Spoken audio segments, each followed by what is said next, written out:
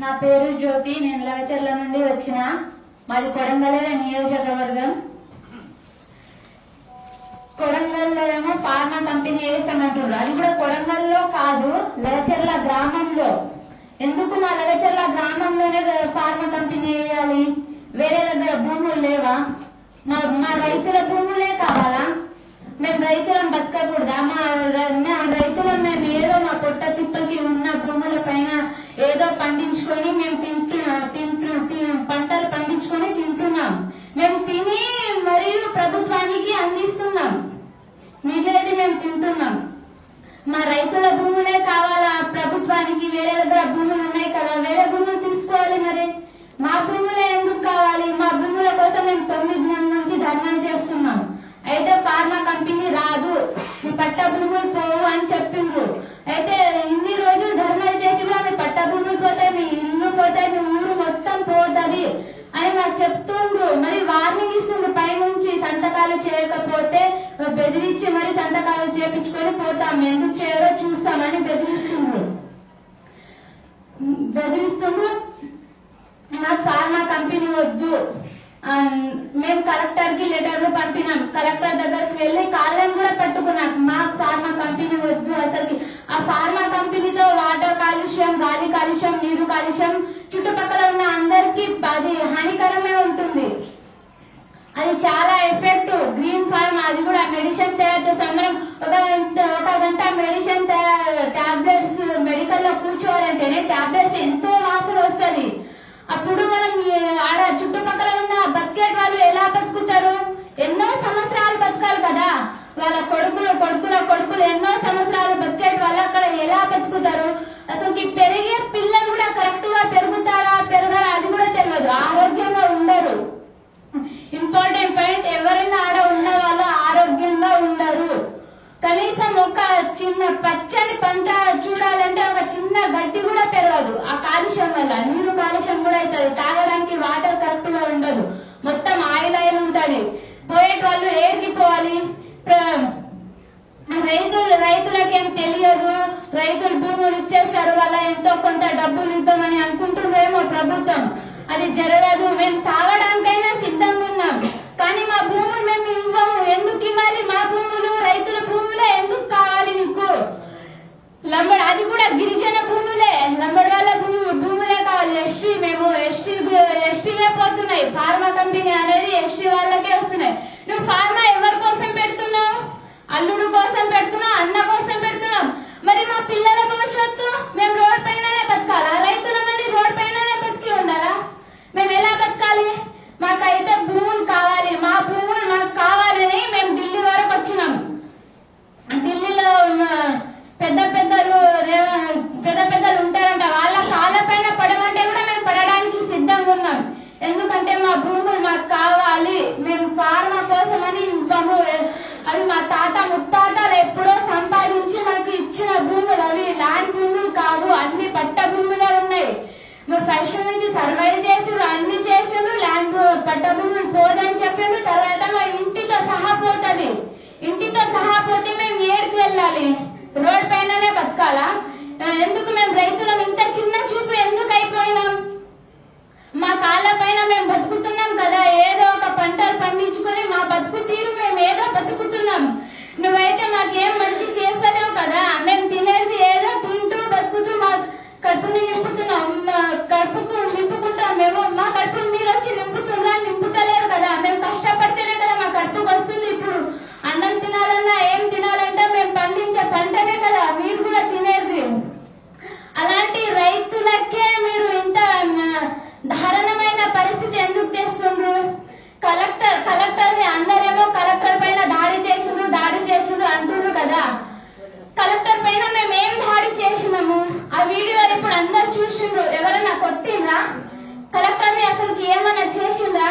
Collector కూడా చెప్పేసిండ్రు, నాకు ఎవరు కొట్టలేరు, నాకు దెబ్బలేరు, ఏం చేయలేరు, రైతుల పైన కేసు పెట్టకండి, ఏం పెట్టకండి, రైతులని వదిలేయండి అని చెప్పిండు కలెక్టర్. కలెక్టర్ వచ్చేటప్పుడు ఇంపార్టెంట్ పాయింట్, కలెక్టర్ వచ్చేటప్పుడు గన్మ్యాన్స్ని తీసుకురావాలి, లేకపోతే 4 పోలీసులను తీసుకురావాలి. తిరుపతి రెడ్డి వచ్చినప్పుడు 2 బస్సులు పోలీసులు వచ్చి గేట్ పైన నిలబడ్డది. అప్పుడు కలెక్టర్ వచ్చినప్పుడు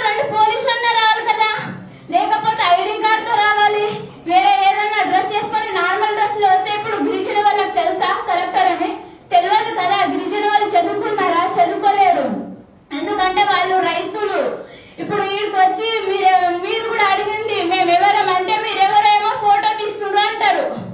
ఇప్పుడు మీరే అడిగి చూడండి, బయటికి వెళ్ళినప్పుడు మేమెవరు అంటే ఎవరేమో మీరు ఫోటో తీస్తుండ్రు అంతే అని చెప్తారు ప్రజలు, మా గిరిజనులు. ఎందుకంటే వాళ్ళు చదువుకోలేరు, ఏం చేసుకోలేరు. అప్పుడు దాడి జరిగింది అంటారు అందరు. దాడి ఎప్పుడు జరిగింది? మార్నింగ్ జరిగింది. మార్నింగ్ జరిగినప్పుడు పోలీసులు కూడా మార్నింగే కదా రావాల్సింది. మిడ్ నైట్ లో వచ్చి కరెంట్ బంద్ చేసి మరియు ఆన్లైన్ బంద్ చేసి ఆడపిల్లల పైన మిస్బిహేవ్ చేయడం, ఆడపిల్లలని దొబ్బడం, వాళ్ళని తిట్టడం, మరియు అందులో అందరు పోలీసులు తాగి రావడం ఇంపార్టెంట్ పాయింట్. ఇది ఇంపార్టెంట్ పాయింట్ ఆడపిల్లలకు. ఎందుకంటే మీకు కూడా ఉన్నారు, చెల్లెలో అక్కనో అమ్మనో ఎవరో ఉన్నారు కదా. మరియు పోలీసులు తాగి వచ్చి ఆడపిల్లని ఎందుకు మిస్బిహేవ్ చేస్తారు మీరు? ఎందుకంటే రైతులు వీళ్ళు ఏం చెయ్యలేరు, వీళ్ళకి ఏం శాత కాదు, ఏం చేయలేరు అనే కదా పోలీసులు వచ్చి మిస్బిహేవ్ చేయడం. ఆడపిల్లని పోలీసులను కొట్టే హక్కు ఉందా ఈ ప్రభుత్వంలో? ఎవరికైనా హక్కు ఉందా? ఎవరికి లేదు. ఆడపిల్లలని కొట్టడం హక్కు ఎవరికి లేదు. కొడితే తన భర్తనే కొట్టడం హక్కు తప్ప వేరే వాళ్ళు కొట్టడం హక్కే లేదు, ఏం హక్కు లేదు. అలాంటి పోలీసులు వచ్చి మా పైన మిస్బిహేవ్ చేయడం ఎందుకు మిస్బిహేవ్ చేసిండ్రు ఆ రోజు? పోలీసులకి ఇంత దౌర్జన్యం ఎందుకు?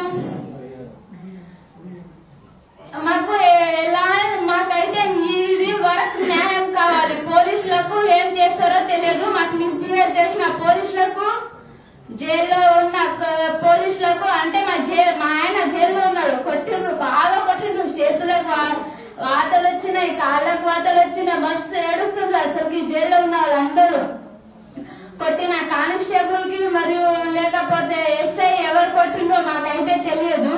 వాళ్ళ పైన కూడా కఠినమైన చర్య తీసుకోవాలి. మరియు ఆడపిల్లలతో మిస్బిహేవ్ చేసిన వాళ్ళ పోలీసులను మరియు వాళ్ళ పోలీసులు కొట్టిన వాళ్ళను మరియు దొబ్బడం ఇలాంటి చేసిన వాళ్ళని కూడా కఠినమైన చర్య తీసుకోవాలి ప్రభుత్వం. నా భర్త ఏమో జైల్లో ఉన్నాడు. మా భర్త ఏ తప్పు చేయలేడు. ఆ వీడియోలో మా భర్త అసలు అలోనే లేడు. ఎందుకంటే మా ఆయన మార్నింగ్ ఈవినింగ్ పాల బండి నడుపుతాడు. నాకైతే వెనుక ముందు ఎవరు లేరు, నేను ఒకదాన్నే ఉన్నా. నేను ఎవరికి చెప్పుకోవాలి ఇన్ని బాధలు? జైల్లో ఉన్నప్పుడు నాతోటి ఎవరున్నారని ఎవరున్నా ఉంటే కదా నేను చెప్పేది బాధ. మా ఆయన జైల్లో ఉన్నాడు, నేను ఇంటికాడ ఉన్నా. నాకైతే ఎవరు లేరు, హాస్పిటల్ కి తీసుకెళ్ళే వాళ్ళు కూడా ఎవరు లేరు. నేను ఎవరికి చెప్పుకోవాలి నా బాధలు? ప్రభుత్వాన్ని నేను కోరేది ఒక్కటే, జైల్లో ఉన్న అందరికి బయటికి రప్పించాలి. మరియు మాకు ఫార్మా కంపెనీ వద్దు, మేము సావడానికైనా సిద్ధంగా ఉన్నాం. కానీ మాకు ఫార్మా కంపెనీ వద్దు. సస్తే అందరం ఒకటే పారి సస్తాం. మాకు చంపి తీసుకుంటామంటే మా పైన బాంబులు ఇవ్వండి, మాకు చంపేయండి అందరికి. తర్వాత మీరు వచ్చి ఫార్మా కంపెనీలో పెట్టుకోండి, ఏమన్నా పెట్టుకోండి. ఇన్ని రోజులు రాని తిరుపతి రెడ్డి మొన్న ఎందుకు వచ్చిండు మా ఊరికి, గ్రామానికి? మా మండలం, అది కూడా మా గ్రామానికి రాలేదు, మండలికి వచ్చిండు. అయితే మండలికి వస్తే మీరు దుద్దారు వాళ్ళతో మీటింగ్ మీకెందుకు? వచ్చేటి వాళ్ళు లగచర్లకు రావాలి, లేకపోతే రోటి బియ్యం తండా, పులిచెర్లకుంట తండాకు రావాలి. తిరుపతి రెడ్డి దుద్దాలకు వచ్చి ఎందుకు ఇవ్వరో చూస్తా నేను, భూములు అందరు భూములు తప్పకుండా ఇవ్వాలి, మీ దగ్గర నుంచి భూములు మేము తీసుకుంటాము, గుంజుకుంటాము అంటే ఆడవాళ్ళకి వచ్చి వార్నింగ్ ఇస్తుంటాం మీరు? ఆడవాళ్ళకి వచ్చి వార్నింగ్ ఇస్తే మేము ఏం చేయాలి? ఉన్న మగవాళ్ళందరూ జైల్లో ఉన్నారు. మరి కొందరు అడవిలో ఎక్కడున్నారో అసలుకి సిచ్యువేషన్ చాలా ఘోరంగా ఉంది మాది. ఎక్కడున్నారో తెలియదు, ఏం చేస్తున్నారో. వాళ్ళు కడుపుకు అన్నం తింటున్నారో పూట తింటలేరో అది కూడా మాకు తెలియదు. అయినప్పుడు తిరుపతి రెడ్డి వచ్చి మీ దగ్గర మాకు భూములు కావాలి, ఎట్టి పరిస్థితులు అయినా మేము భూములు తీసుకుంటాము, ఎలా ఇవ్వరో చూస్తాం మేము కూడా అని రైతులకు బెదిరియడం ఎందుకు? చేసే వాళ్ళు మీరు డైరెక్ట్ వచ్చి ఒకసారి అడగాలి, రైతులను ఒప్పించాలి. మేము ఓకే అంటే ఓకే కదా, మాకు అడగారు, ఏం చేయరు, మా పైన దౌర్జన్యాలు. మేము సావడానికైనా సిద్ధంగా ఉన్నాం, కానీ మా భూములను మేము ఎట్టి పరిస్థితుల్లో కూడా ఇవ్వదలుచుకోలేము.